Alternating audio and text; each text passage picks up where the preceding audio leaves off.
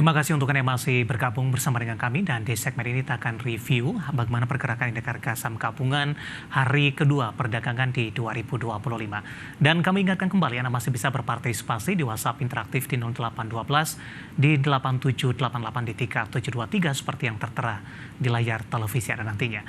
Dan saat ini kami sudah terhubung melalui Zoom dengan Ibu Mayang Anggita yang merupakan senior teknikal analis Panin Sekuritas. Kita akan langsung sapa saja. Ibu Mayang, selamat sore. Apa kabar Ibu? Halo, sore.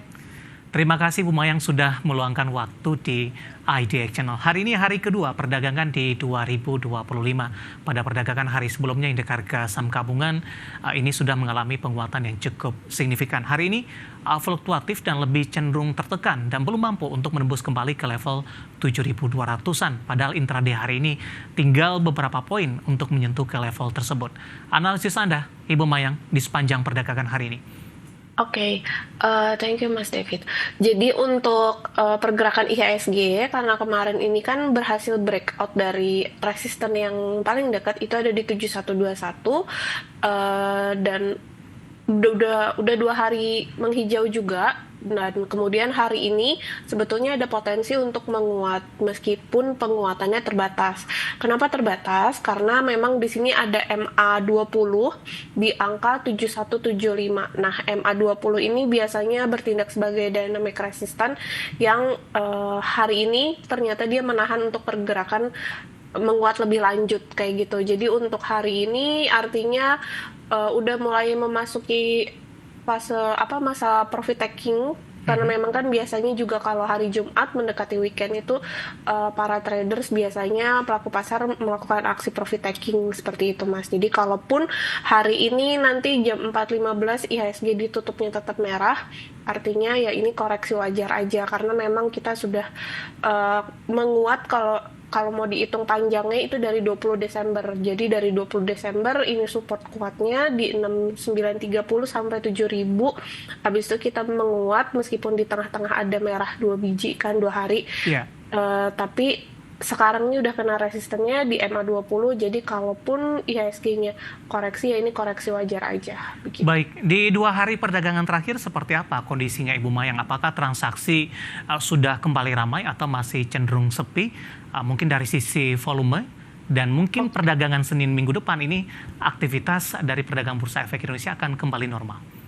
Ya, dari sisi volume juga nampaknya belum terlalu banyak pergerakan ya Mas. Mungkin juga beberapa pelaku pasar masih ngambil cuti nih, masih pekan-pekan liburan. Karena kan masih, untuk sekarang juga kan masih terhitungnya pekan pendek ya, karena kita Selasa dan hari Rabu juga libur.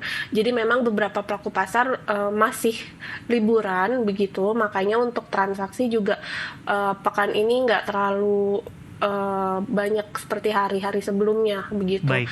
Cuman meskipun value transaksinya ini masih nggak terlalu gede, tapi dengan menguat 2 hari ini menurut saya ini udah cukup oke banget gitu. Baik, arah untuk minggu depan Ibu?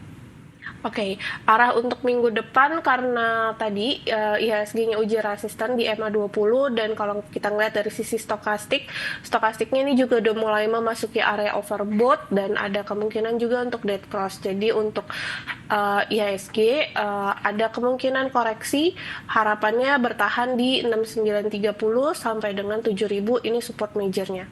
Seperti itu Mas. Baik, di tengah fluktuasi pergerakan indeks harga saham gabungan di sepanjang perdagangan hari ini, meskipun beberapa menit jelang penutupan lebih cenderung tertekan, beberapa saham hari ini masih melaju kencang ini, Ibu Mayang. Terutama dari beberapa sektor, Ibu, yang mungkin menarik untuk diperhatikan. Saya mau ke teknologi terlebih dahulu, atau di sepanjang 2024, sektor teknologi mengalami koreksi cukup dalam di atas 9%. Namun di awal tahun 2025 tampaknya sektor teknologi kembali menggeliat. Hal ini tercermin mungkin dari pergerakan saham Gotoh di 2 hari terakhir, bahkan untuk hari ini mengalami penguatan yang cukup signifikan. Analisis dan rekomendasi Anda untuk sektor teknologi dan teknikal untuk Gotoh. Oke, untuk sektor teknologi nampaknya ini menguat ya kayak gitu. Nah, kalau dari sisi per sahamnya, terutama untuk Gotoh ini Sebentar aku cekin. Untuk Goto hari ini breakout resistant. Jadi sebetulnya kita udah ada rekomendasi waktu itu sekitar di 6263 supportnya dan langsung ngegas ya Gotonya langsung menguat. Jadi kalau secara tren jangka panjangnya memang ini bearish, tapi secara tren jangka pendek Goto ini geraknya bullish di dalam pola parallel channel. Nah, untuk sekarang breakout resistant maka target selanjutnya itu ada di 80 sampai dengan upper channelnya sekitar 83. Kalau itu dari sisi teknikalnya ya, kalau misalkan dari sisi fundamentalnya, ini kebetulan juga kita ada cover untuk fundamental. Nanti Iya. kalau misalkan teman-teman IDX channel mau lebih dalam lagi, mungkin bisa nanya sama Sarkia langsung ya untuk analis yang cover teknologi. Tapi secara fundamental ini Goto juga cukup baik. Jadi kami Panin Sekuritas merekomendasikan buy untuk Goto dengan targetnya itu di 85, imply EV per sales 7,3 kali untuk 2025 forecast gitu. Nah, ini target 85 ini didorong oleh yang pertama ada ekspansi untuk affordable products pada segmen ODS, terus juga ada pertumbuhan positif untuk segmen GTF-nya, dan sinergi antara segmen ODS dan GTF ini dengan TikTok dan Tokopedia ini juga cukup oke ya. Iya. Terus juga belakangan juga ada kemitraan dengan Alibaba dan Tencent yang akan memperkuat infrastruktur teknologinya, karena kita tahu kalau misalkan teknologi itu kan penting juga untuk memperhatikan ekosistemnya. Nah, kalau Iya. untuk Goto ini nampaknya kita juga tahu kalau ekosistemnya Goto juga udah cukup solid kayak gitu. Nah, cuman yang patut untuk dicermati ini juga ada resiko pencapaian target adjusted EBITDA positifnya seiring dengan performance yang belum terlalu baik waktu bulan 6 2024 lalu kayak Oke, gitu. Jadi baik. kita tunggu aja nih Mas nanti laporan akhir Desembernya full Betul. year 2024-nya seperti apa.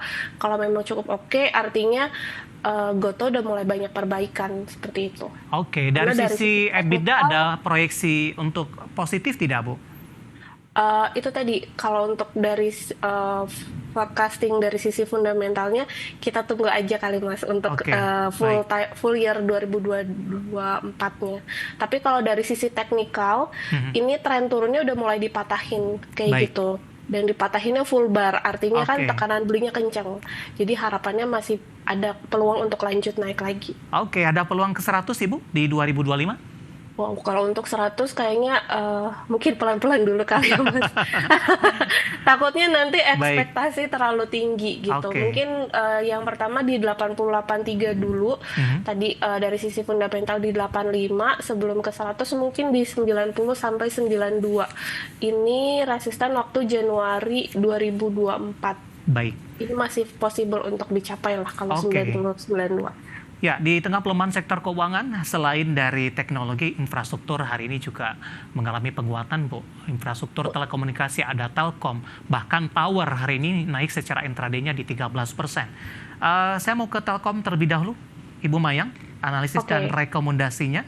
Tekanannya sudah cukup dalam dan masih sangat sulit tampaknya untuk kembali ke level 3 ribuan. Oke, jadi kalau untuk Telkom ini secara jangka panjang memang trennya turun ya. Artinya mungkin buat pemirsa IDX Channel kalau misalkan mau trading Telkom disarankan untuk tradingnya jangka pendek aja. Kemudian untuk saat ini Telkomnya itu lagi uji resisten nih Mas. Jadi resistennya ada di 2790 sampai dengan 2880 kayak gitu. Nah, kemudian dari sisi stokastik ini juga udah memasuki area overbought dan udah ada dead cross juga. Jadi artinya ada kemungkinan untuk melemah. Jadi buat teman-teman yang udah punya Telkom dari akhir Desember lalu, jangan lupa trailing stop jika Telkomnya bergerak di bawah 2710. 2710. Terakhir untuk Tower, Ibu, singkat saja. Oke, untuk Tower hari ini pergerakannya agak kaget ya, Iya, sekitar betul. 12,5%. Tapi nampaknya ini tuh diwarnai dengan ada dividen nampaknya Mas. Dividen tanggal 7 Januari kayak Iya. gitu. Jadi kemungkinan karena itu dan hari ini lumayan candlenya panjang gitu dan breakout dari MA50-nya juga.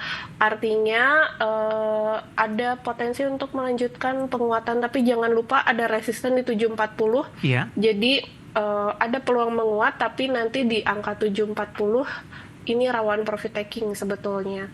Jika berhasil ditutup di atas 740, maka Ya, next targetnya itu di sekitaran 775 sampai dengan 800 baik. gitu. Tapi perlu di watch yang 740-nya tadi. Oke. Penutupan hari ini di 720 menguat di 12,50%, tertinggi intraday hari ini di 730. Dari sisi Betul. fundamental tadi juga sudah disampaikan faktor pemicu tower naik signifikan hari ini. Dan lagi-lagi keputusan investasi tetap ada di tangan pemirsa IDX Channel. Ibu Mayang, kita akan jeda terlebih dahulu, nanti kita akan coba lihat saham-saham pilihan yang Anda rekomendasikan dan sekaligus update penutupan perdagangan di sesi kedua hari ini. Dan pemirsa, kami akan segera kembali sesaat lagi.